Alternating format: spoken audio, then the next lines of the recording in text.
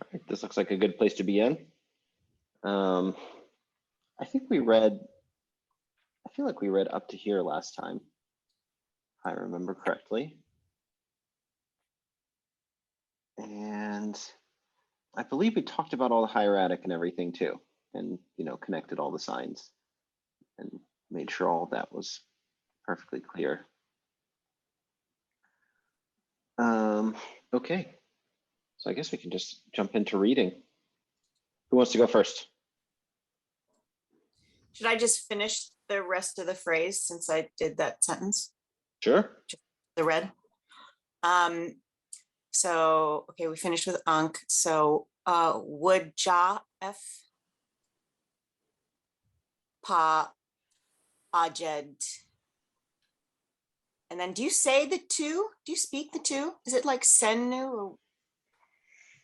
Yeah, so you could say Senu, Senui, or Snell. The Coptic word is Snell, which is probably how it was pronounced. But normally, I think people just say two, kind of the way you see it in transliteration. It's just written as the number two. Okay. Normally, people just say two, in my experience, anyway. And I think we actually have to. I think we have to go back a little bit. Cause that Baneb Jed be called the great God living, and then this actually, this attaches as a subordinate clause onto that. So then it says he judge. So I feel like there's some sort of intermediate, like so that he can judge, right? So that he can judge the two youths. Yeah, good. This it's what kind of verb is this?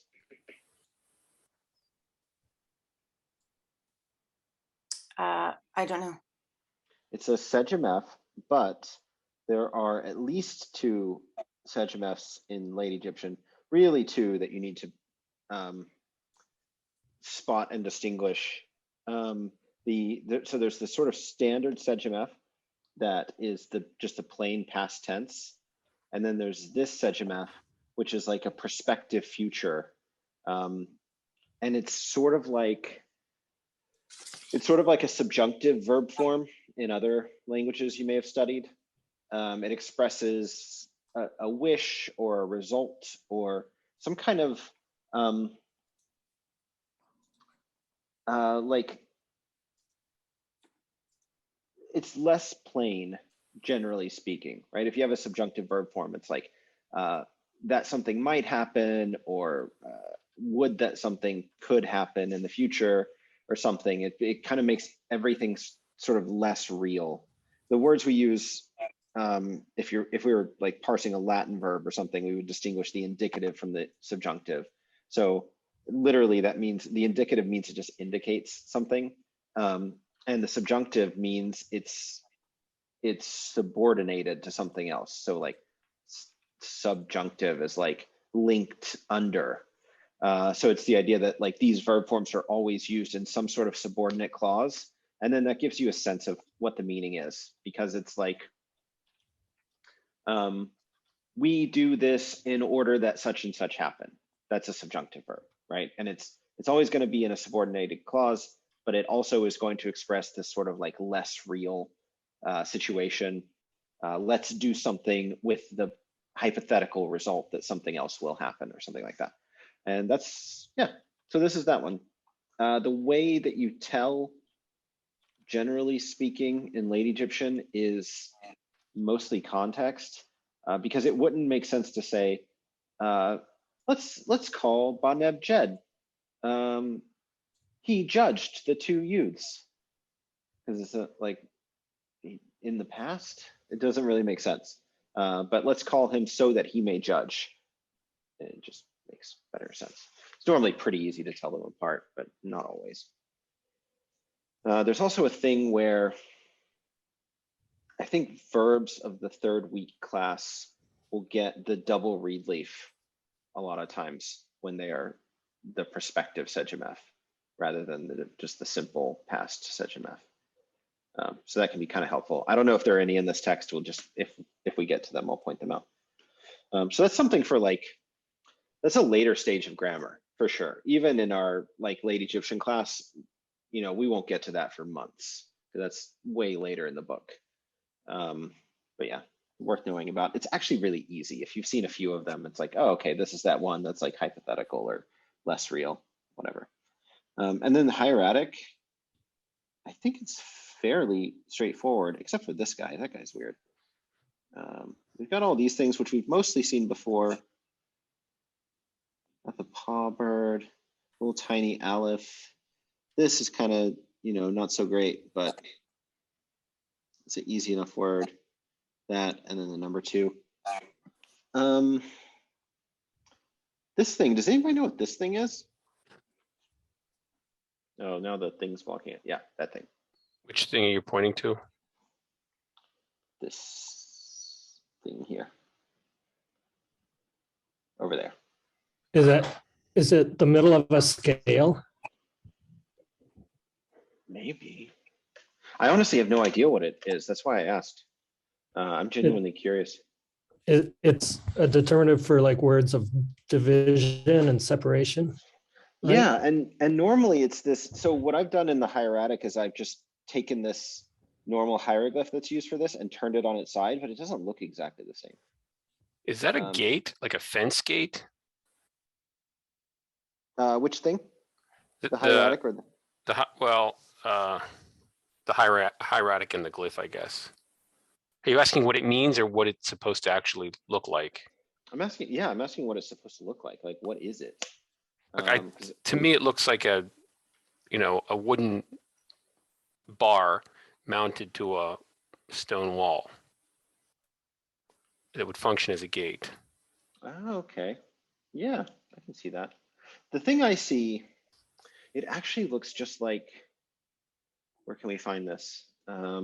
Maybe my YouTube channel, we can find it.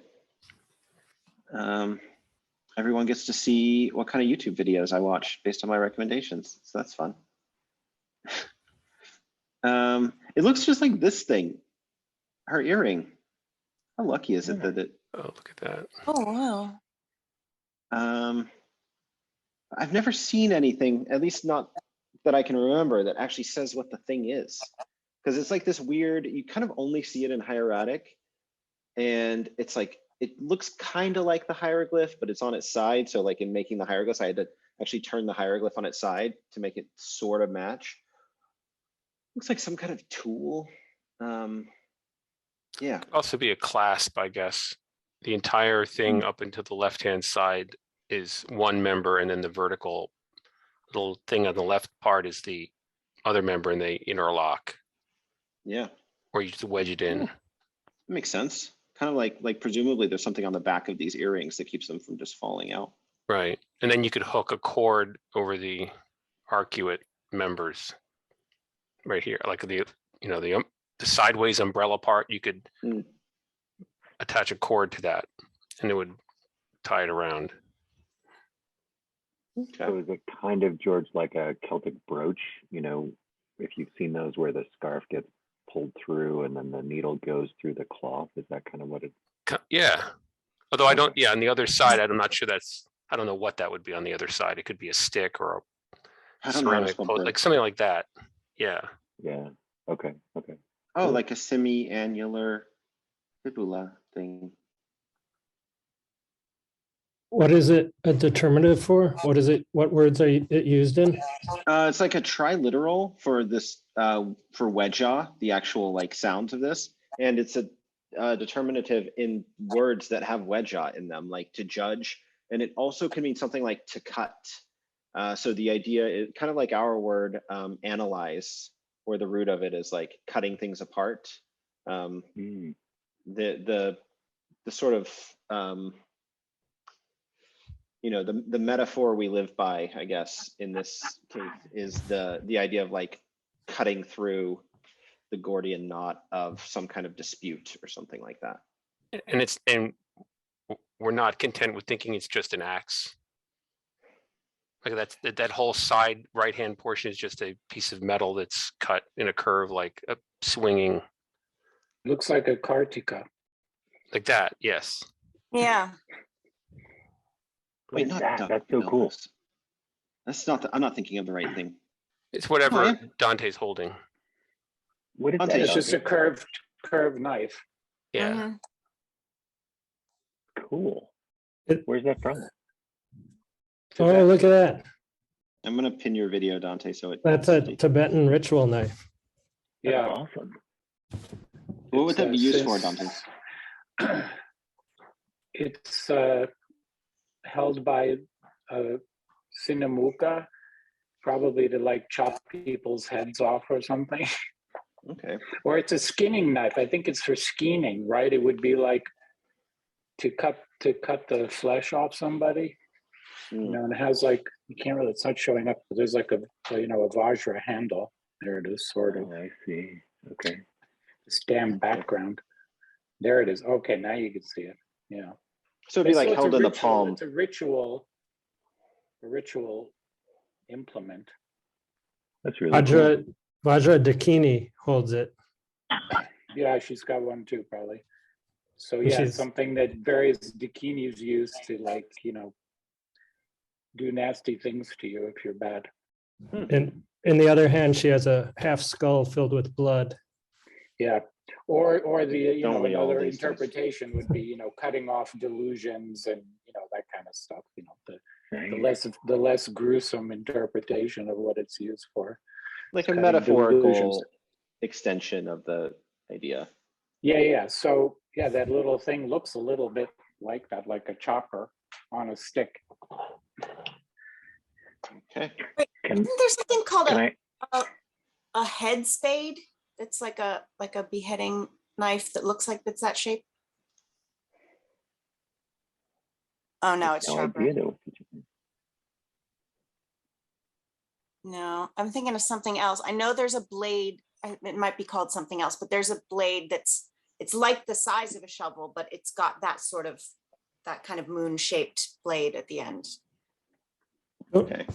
But don't you think it would be the literal object that it's representing would be more like the hieroglyph or the root hieroglyph? That's I mean, It the- looks very, it's yeah, linear and and it's on the side in this picture here. But don't you? I mean, it's usually in Middle Egyptian, isn't it? Standing up straight. yeah. I made it on its side to try to match Yeah. the text, but like while doing that, I wondered what actually is this thing and why does it look slightly different? And and Do then you I forgot think about it's it. So I just slightly different because they changed it over the years to make it easier to write or something? Possibly, but I feel like this shape that we're seeing it's so sort of carefully rendered as like a sort of Yeah. a functional shape. You have this kind of shape. It looks like some kind of functional object. And like, maybe like I'm not very good at cooking, but it's the kind of thing I could imagine being in a restaurant for some purpose, like cutting big pieces of cheese off of a cheese wheel or something. I don't know. Yeah.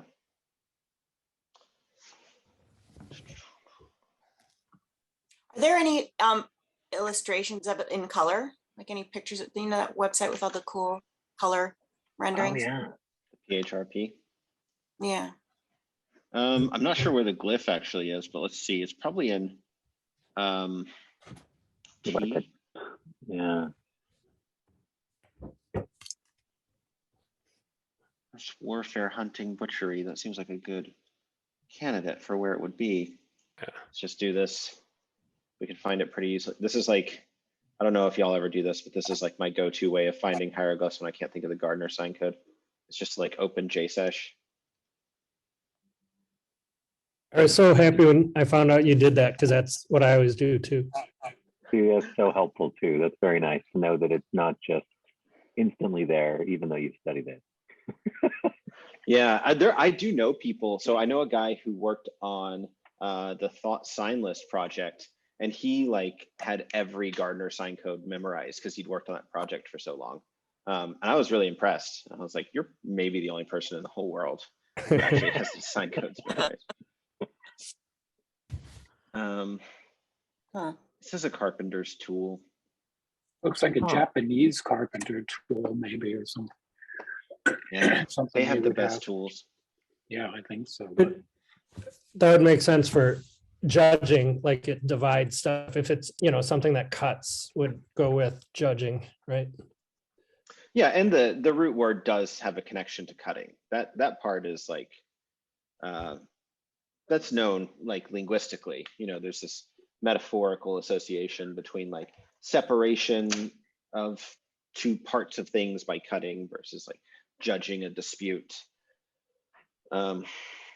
Yeah, so I think it's pretty likely that it's some sort of cutting implement, but just how and what it is, I was wondering, and I did no research. I might have done this and just forgotten, but yeah, carpenter's tool doesn't really tell us anything. Also, it looks slightly different from this. So What are those other numbers? Oh, are those the sources on the papyri or the provenance of those other options? I see. So Occidental ID? What is? Oh, maybe that's the occurrence ID. Oh, okay. I'm not sure what OCCID means, but correct me right, this is a tomb that has lots of like really awesome full color tomb scenes in it. It's used all the time. In the book we're writing, we use scenes from Rekhmire all over the place because there's like tons of scenes. Oh, nice. Yeah. Wow, that's really cool. little bit looks a little like it. Yeah, and so if you've ever seen something like there's these really finely crafted wooden coffins. They're in lots of museums collections. So if you've gone to a museum with an Egyptian collection, you've probably seen one. But if you look closely at them, you'll often see that the wood planks they're not made of like straight, even planks just put together like we would imagine. You go to lumberyard and buy wood and then just kind of fit them together one after another. They're actually made from like oddly shaped pieces of wood that have been cut and fit together like puzzle pieces, because wood that is useful for carpentry is really scarce in Egypt. A lot of it had to be imported for big projects, but for things like everyday things or coffins that weren't the fanciest coffins or whatever, they would use something like acacia wood. But if you've ever seen acacia trees, they don't grow straight. Their branches kind of twist and bend. So they would use twisty, bendy wood and fit it together and make square boxes out of it. So their carpenters were incredibly skilled and were making the best possible use of limited materials. So yeah, a carpenter's tool. The idea that we wouldn't even know what the thing is not terribly surprising because nobody does carpentry like this anymore. Nobody just like takes random oddly shaped pieces of wood and tries to make them into something. Okay. Wow. It looks like that curved blade is way funner to cut. Oh, there it is right there. It's That's way nice. funner to Really draw. cool. So you could see them just changing just drawing it differently because it's funner to draw a curved blade rather than that notched blade. Yeah, but it looks like Yeah. a completely different tool though. It Like is. as far as It's so tools different. go, whatever you would use something with a curved front edge for, you would not use something with an Yeah. a concave front edge. Yeah. Like I could see that being something you to measure a corner with to make sure that it's square. Or to force two things to be square so you could attach them together. Yeah. Like a joining tool. But it looks nothing like and Gardner draws it the way it's closer to how it looks in hieratic with the curved front edge. He doesn't draw it the way it shows up in Like this one. JSesh. Yeah, he doesn't draw it like that. He draws it with the curved, the way it looks in hieratic. Huh. Hmm. Interesting. So I don't know. Yeah. Who knows? It's a good question. I'm not sure where we could even look to find that because since it doesn't match the hieroglyphic, like we could look in Gardner sign list and maybe he draws one like this that we can get a insight there. But a lot of times when things are only in hieratic, it means that if anyone has explained it, it's just buried in a paper in a old journal somewhere. You have to like really hunt to find it. So yeah. Anyway, research question. That's a good research question. What is this thing? Always a fun one. And like, honestly, if anybody is looking for CV padding, that paper is always going to get published by at least somebody, because, you know, you answer a question like that people have wondered about, and it's like guaranteed that someone's going to be interested. Some dork like me will eagerly read the answer. Or like the rest of us who are here with you. Yeah. Right. Yeah. One of us dorks will read that paper about the random hieratic sign. Okay, I think we're up to speed. They're calling on Baneb-Jed. We talked last time about who Baneb-Jed is. He's kind of this weird deity that like doesn't really fit neatly into any category, but he's like the soul of Osiris somehow. Yeah, it's kind of abstract, but that's him, and he's in this story. Yeah. What So does he? I know you were just segueing to another awesome point to keep us moving. I apologize. But this brought up the question of how does sacred space get sacralized, I guess, because it seems like in Egypt, you've got like all these sacred places like Abydos and Thebes. And so is this like metonymy to the gods that are there, or is the place itself sacred? Do you see what I'm saying? Or So is the place sacred because it is the holy place of a specific god, or is the place itself sacred and then becomes associated with a specific god? yeah, kind of. And I guess the references to all the sacred places, is that like piling the sacredness up so that it's more sacred, or do you see what I'm saying? Yeah, I think these are really interesting questions. It's not something that I'm really like the best equipped to speak about compared to like others who really study Egyptian religion closely. But I mean, I guess I do know somewhat about it though. Like in the case of Abydos, Abydos was kind of the like political heartland of Egypt before the first unification. So it's where the earliest kings came from and were buried. And even after that, we still see, you know, even during the Pharaonic period, we see people setting up cenotaphs in Abydos or whatever. Ordinary like private citizens would set up stelae at Abydos. So we can tell that it was like an extremely sacred central place in like popular Egyptian thought. And it probably is connected to where the earliest kings came from in like the pre-dynastic period.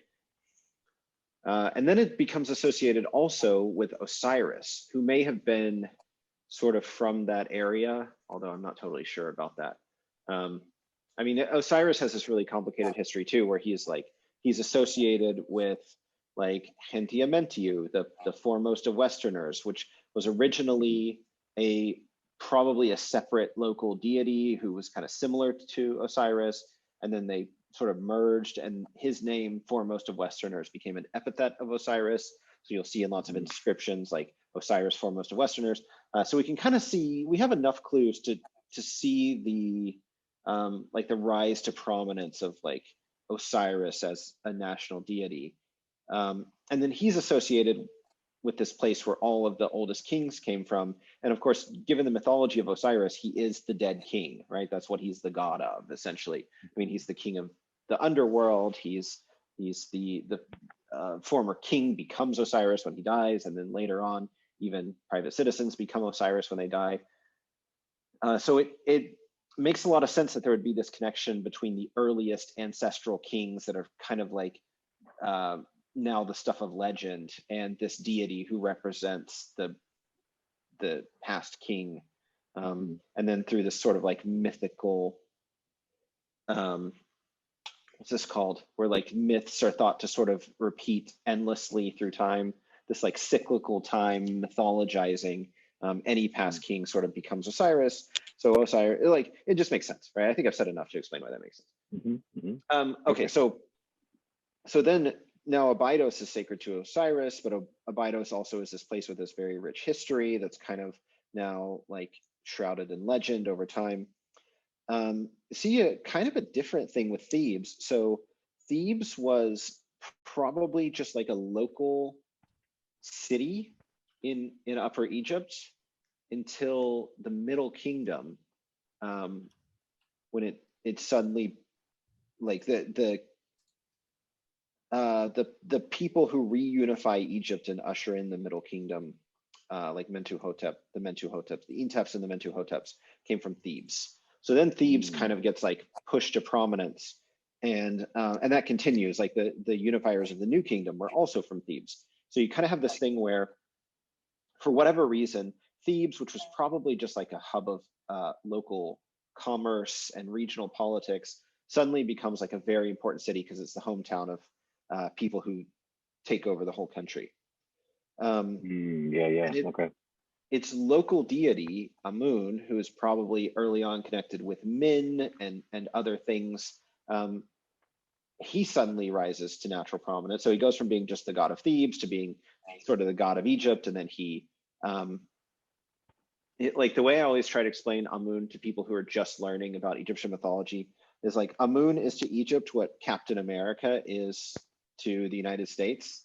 It's like somehow this character is like almost designed to just perfectly personify the ideal of like Egyptian national identity. You know, he's almost like, he almost seems a little manufactured in some ways. And you know, he comes from Thebes, which is like the New York City of ancient Egypt. So it's kind of like the cultural hub of this whole place's identity. So then Thebes becomes sacred. You know, it's kind of this chicken and egg question. Like, does Thebes become sacred because it's the home of these kings? Or does it become sacred because there are these kings and they make their deity really important, and then it's the home of that deity? You know, is it how direct or roundabout is this process of making Karnak the grandest religious center in all of Egypt? I don't really know.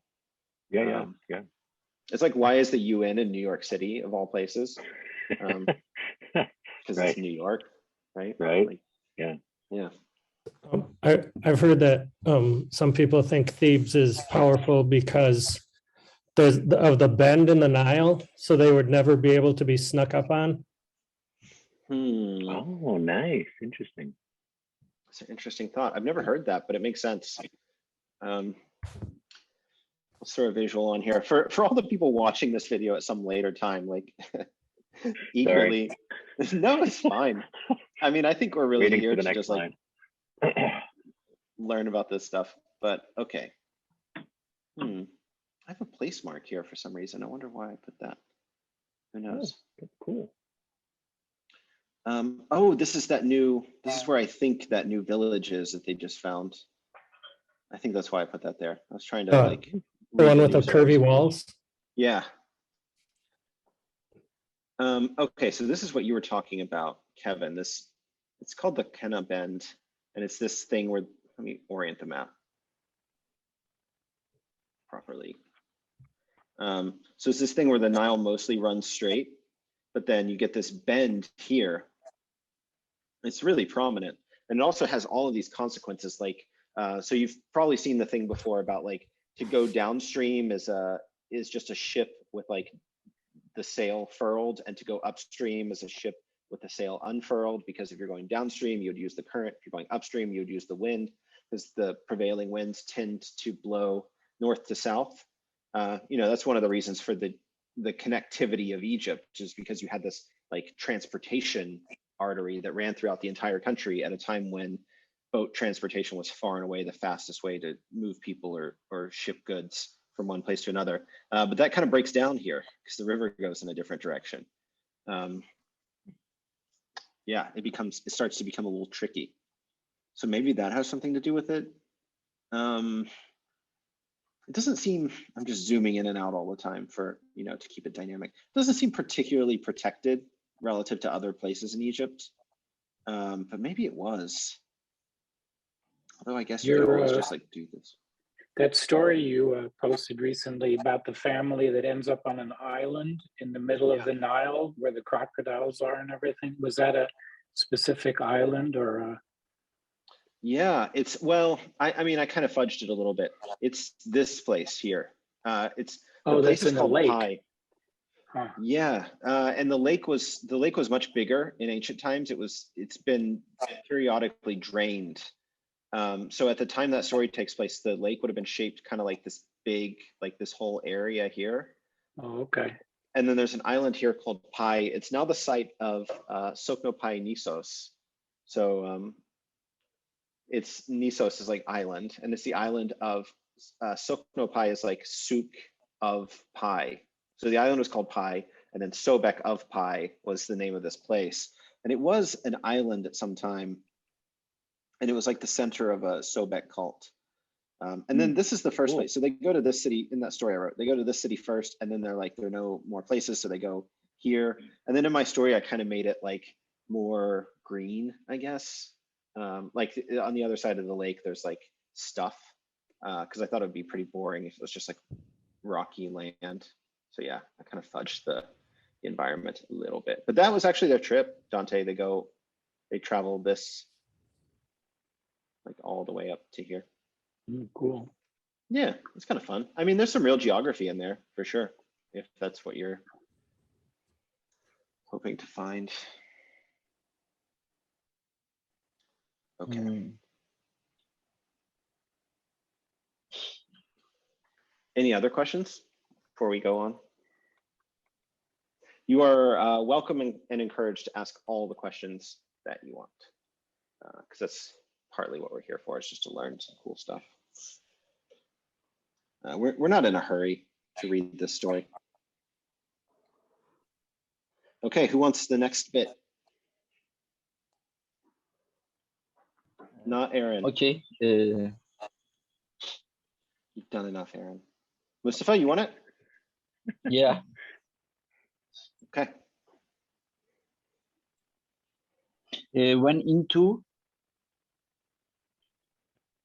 Am I in the right place? Yeah. When into in ba nepjedu jededu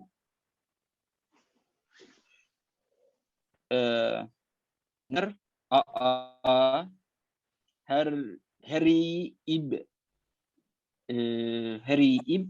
the preposition, I think. Set wechi. Oh shoot. It's probably widget, a different form of widget, because T and Chi changing in the late in Ramesside period. Yeah, what they're kind of doing here is they're piling together a bunch of spellings. So I would guess that this is the older spelling, and then this is part of a later spelling, and then they're just like cramming on some determinatives. I would probably just transcribe this setit, but you could transcribe it like setu. They have also written like this, the nature, something like netar. That's probably why written like this. Yeah, they're like updating the spelling a little bit. This place, you know where this place is? Setit? I'm just gonna look. I think I know where it is.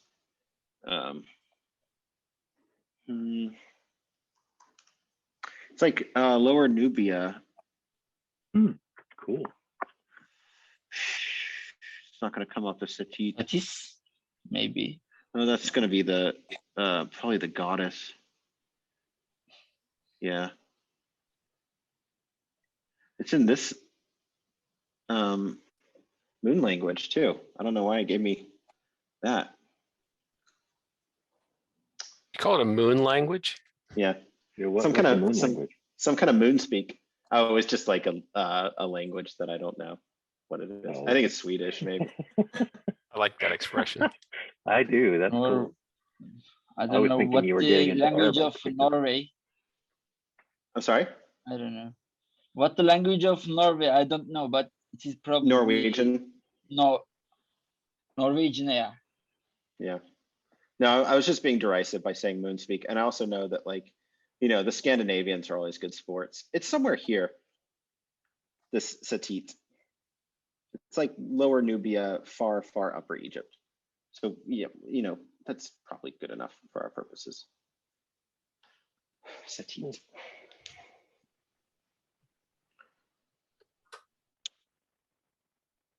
Okay, what else you got, Mustafa? Yeah. Amba, item. That's probably the he just mentioned atom. Hana ptah, tatunen. The other part. The other parts of next line. Then he said, then one bring servant or ba as a name. The whole thing is the name. It's kind of okay. You can just say Baneb Jedu. In Baneb Jedu. So in is the verb. That actually is separate, but this whole thing okay. Here is Baneb Jedu. It's just the guy's name. We broke it down last time and looked at what it means. It's a bit abstract, but yeah, it's Baneb Jedu. Baneb Jedu. One bring Baneb Jedu to great God in the middle of Setit. In presence of Atum with Ptah, Tatunen. Yep. That's then new sentence. Yeah. I'm trying to put this over here so it doesn't get cut off on the side of the screen. Yeah. Yeah. Then you. Okay. Hang on. Before we go on, that's probably a good point. Let's try to look at just this part. Let's just take a second and make sure we have all the hieratic. This actually looks a bit weird. That looks more like pa than ba, but the rest of it looks pretty straightforward. When in to. This is a nice one. If we haven't seen this one before, the little in feats. Those are cool. Falcon on a stick again. Neb, the nebs in this text are really elaborate. You'll see them sometimes with like a kind of like this with like a little squiggle in the middle. But here the squiggle has just like burst out of the basket. Those are really obvious. They just look like what they are.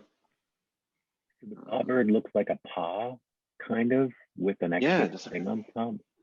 Huh. And I feel like I'm trying to think of what the hieratic looks like off the top of my head. I feel like it's normally more like it has a doodad in front.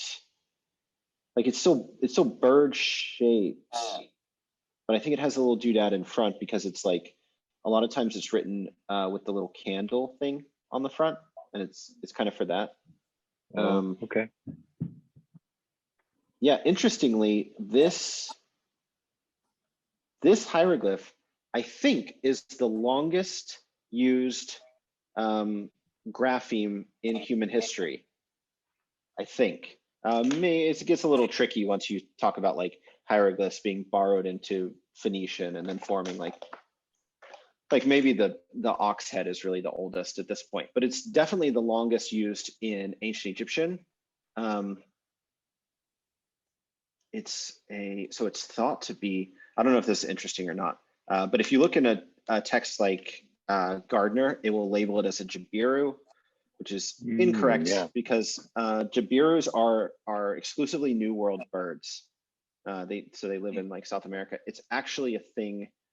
It's what he means by Jabiru is saddle-billed stork. This is what the sign was thought to be, and I think it's really delightful because it's just the goofiest bird you've ever seen. Yeah, look at that cool bird. Isn't it great? It looks like someone found a duck and just stuck an enormous beak into its mouth. Yeah, yeah.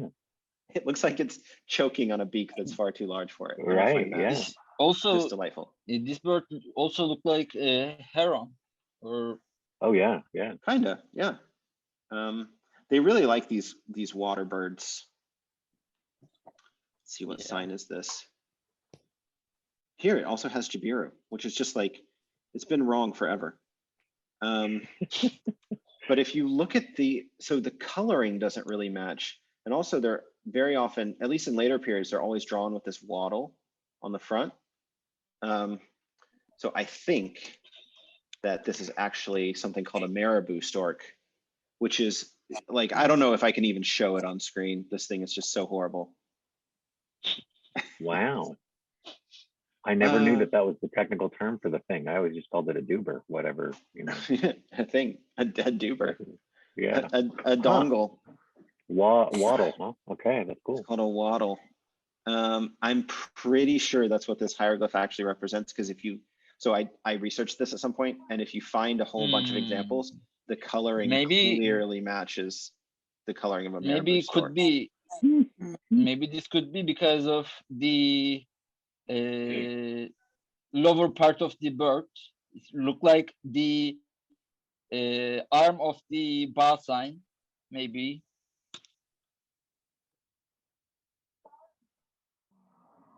Looks like the arm of the boss sign. Sorry, I'm not getting it. Can you explain more? It look like the if you open the hieroglyphic version of ba bird, Like this? yeah, it look like arm of the bird, or that's why Marabou Stork, it look like it. What I'm saying. Yeah. But- Yeah, it looks more like this. Which is unfortunate. Oh, are you saying, Mustafa, like in some of the how the birds have upraised arms? That kind of what?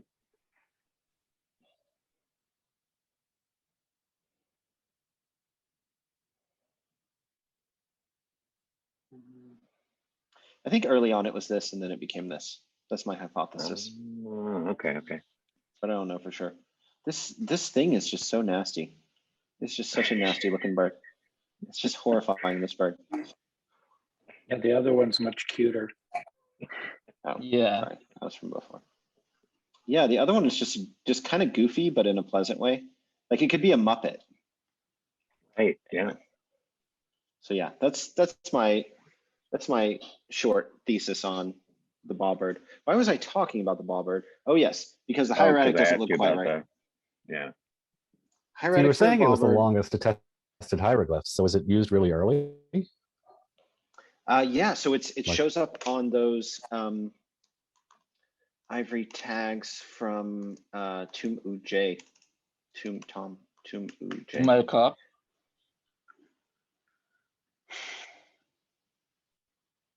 So these are like, I forget exactly, but like 3,400 BC or something. They're super old. Yeah. Yeah, it's right there. Yeah, there it is. Those are probably from Umalka. Yeah. Yeah. Umalka findings. Those are tags that go on wine things? Or yeah, so they're tags that go on goods, and they were found in tombs, so with grave goods. So they were probably like origin tags for grave goods that were sent from various like estates in Egypt. And this is probably Bubasti, like the city in the Delta, because it's written like Baset. There's been a lot of debate about that. So a lot of people argue that what's that? Robust system, more like robust. It is the writing system, archaic version of hieroglyphic, Egyptian hieroglyphic. Yeah, people argue that we can't really read them Like they've proposed all sorts of really elaborate readings, then other people come in and say like, well, you know, we just don't really know what these say, but this one is just so clear. I mean, it looks just like the later hieroglyphic writing of the name of that place. And like, we can reasonably assume that all of these are names of places or you know, prominent estates that these goods would have come from. And this name just persists for a super long time. So that's probably the bawbird from like super old. I forget the exact date, before 3000 BC. And then it shows up in Demotic. It's the Demotic B sign, just kind of the standard like uniliteral B, looks like this normally, is the bawbird. So it survives all the way into the Common Era. So it's a single grapheme with like almost 4,000 years of active usage, which might make it the longest lived in human history, though I'm not sure about that anymore. Maybe the letter A is the longest lived grapheme in human history, or maybe like those oracle bone things. I mean, people debate those too, whether they're like really the same as future Chinese graphemes, but I don't know. That's not something I really know about. The bottom part of that hieratic doesn't look all that different from the Aleph hieratic sign bird. This one, the bawbird, you mean? Yeah. So here's right, an the Aleph. bottom part. The Aleph normally has more of kind of an upward thing inside of it, where they go flat. Okay, and this one's flat, but it looks sort of like a 2, right? The number 2. Yeah. Both of them. Yeah, Both it's of them look exactly like the same two. as the paw. With the tail on the bottom. And then the bawbird has like something on top of that. Is that part of the same? It is. So all of this is this bawbird sign, although they've actually written it Pa-Nem-Jedet. They've written his name with a paw, because that is the paw sign. Oh, okay. The ba sign, if we pull up like Muller or something, you'll see that it generally has something in front of it, like a little doodad in front. And that's where like the demotic, that this vertical slash actually comes from like this slash that was in the hieratic that represents either the stroke or, as you saw in some of these others, there's very often this lamp. That's a burning lamp or a brazier incense burner, some sort, censer, I guess would be the word. So it's like a little sort of trapezoidal clay cup with either a linen wick and oil inside the cup. So this is like a candle, or this same shape is used to represent like burning smoke coming out of something. So yeah, that's also a phonogram for ba too, and they're often combined into one. So yeah, you get that in the hieratic and it becomes just like a vertical line. So it doesn't quite match, but So I was also curious, how does the ligature work with the 2 there, the winning 2? Like it looks like the W is ligature to the T, but yeah, is that just to be pretty? Like how would you actually draw that? Do they start with the W and then no? I think they probably started with the T, and I think this is a genuine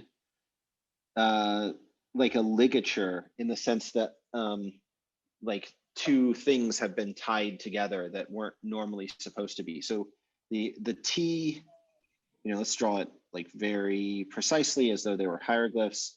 The T you would often write sort of like that, where you've got just like, you've got the left edge of the T and then a little tail where the pen keeps moving. And then the U, it normally just looks kind of like this. It looks, the way I drew it looks so much like the T. Let's find another example. Oh, and here it's often just like a little comma type shape. Okay, so we've got the little T, which kind of just looks like a jaunty S. Then we've got the little comma type shape. And if you were to draw these without lifting your pen, you would get pretty much exactly what we see here. Something like that. So is it because their pens were more like brushes, like they can push up like that and then back down? Like with a reed pen, you can't really do that, or at least it's difficult. I was just surprised that the stroke seems to go up there and then back down. The part in the middle where it goes kind of down and then back up. I think if you imagine if you imagine what the usual shape would be if they weren't ligatured, you'd see that like for someone to produce this with a pen, there's going to be their brush is lifted here. So to produce a ligature from that just means like, don't lift up the brush, right? That's how most ligatures are formed. Okay. So the way I like to describe it, this gets a little bit abstract, but if you think about sort of like a decision tree for drawing a hieroglyphic sign, right? You have your first decision, which is sort of where you start, you know, like where do I start drawing the sign? And then you know, so that's one decision. And then like, which direction do I go in next? Where do I turn? Which direction do I turn in, etc. You get kind of this decision tree. And so each glyph kind of has like a destination on this complicated decision tree, right? And then the next glyph that follows it would do the same, although it'd be a different path, of course, because it's differently shaped glyph.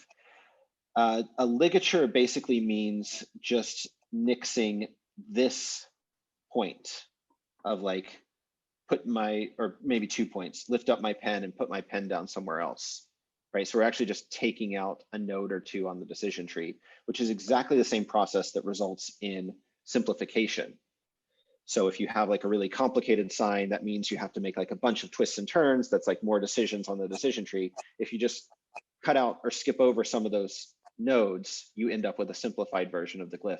So in fact, both simplification and ligatures are sort of ironically the result of the exact same evolutionary process, namely simplifying the number of steps that you take to produce a sign. In the case of a ligature, the step you're eliminating is the lift your pen after finishing the sign, right? It might be a bit of an abstract explanation for something that's actually perfectly clear, but I think it is interesting. Once you put it in that sort of decision tree language, what seem like two totally separate phenomena, like the simplification of signs and the ligature of signs, you see that it's actually the exact same process. It's just skipping a step. And then that skip step is only allowed to persist in that way if it doesn't create enough confusion that you have to make sure you don't skip that step in the future. And this is one where that happens, right? Because there's just no doubt about what it says. Winning two is,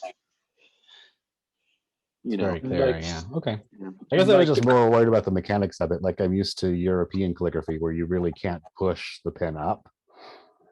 Oh, I see. But maybe Like to push Egyptian upward. brushes. And most of the time they do, it always looks to me in the hieratic that they do try and go down if they can. But there are a few bits, especially in ligatures, where they curve up a little bit into the next sign. But in cursive Latin alphabet writing, you know, you're always going up at the end to connect to the next letter. Yeah. But there is a problem with, if you're using like a calamos on papyrus, the nib of the pen will stick in the fibers of the papyrus.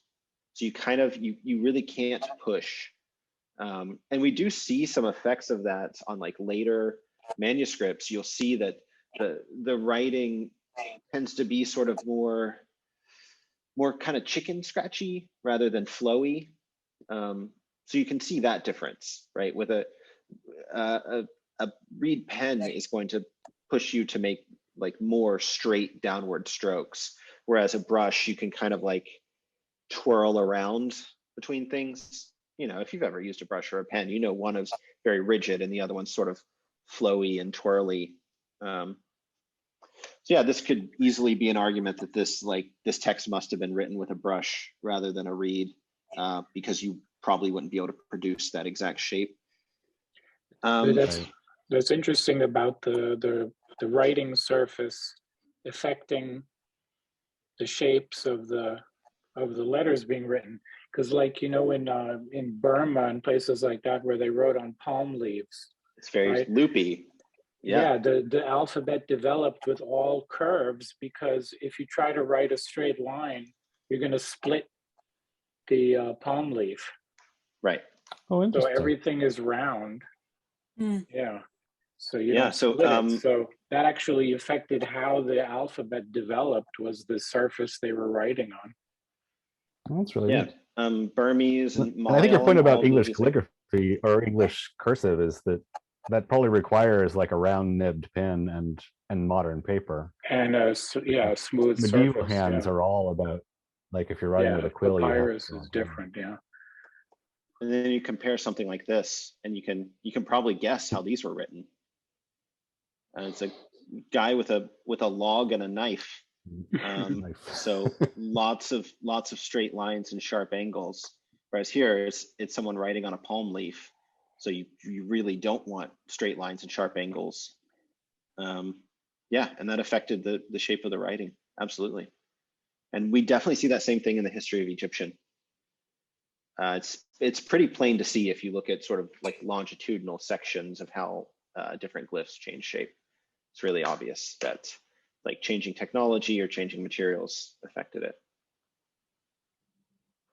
A random question about line height.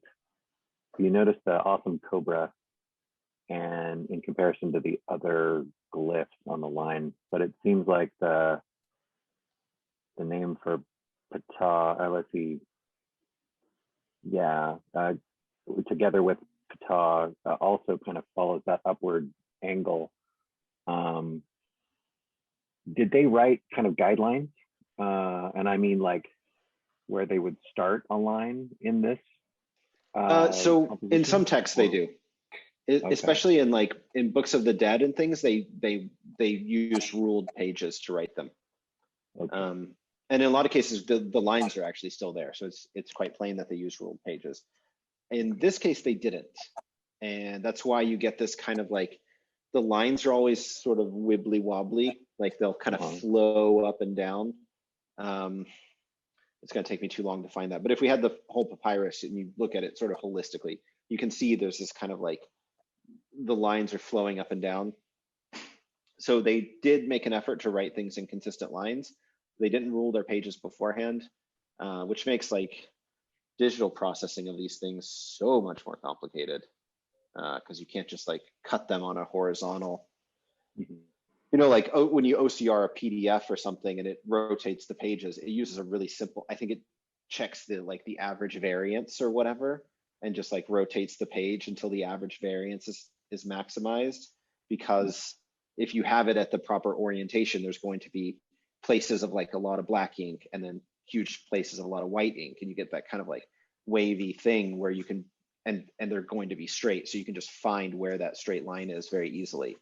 With Egyptian manuscripts, it's really difficult. I think I wrote something a long time ago that uses like a swarm algorithm approach, just sends like little goomers to try to find paths, and then like kind of finds all the maximum paths that are evenly spaced, and then like adjusts the image to make them all straight, like it tweaks them all, you know, squeezes them and raises them to make them. But yeah, that was a long time ago. So interesting, fun problem. Any of our computer scientists want to just solve that problem? That would be great. Yeah, okay, well, we did like one sentence or two, and we'll do some more next week. And we'll do some late Egyptian practice problems next. So come hang out at that. It should be fun. See you there. All right. Bye, Thanks, guys. everyone.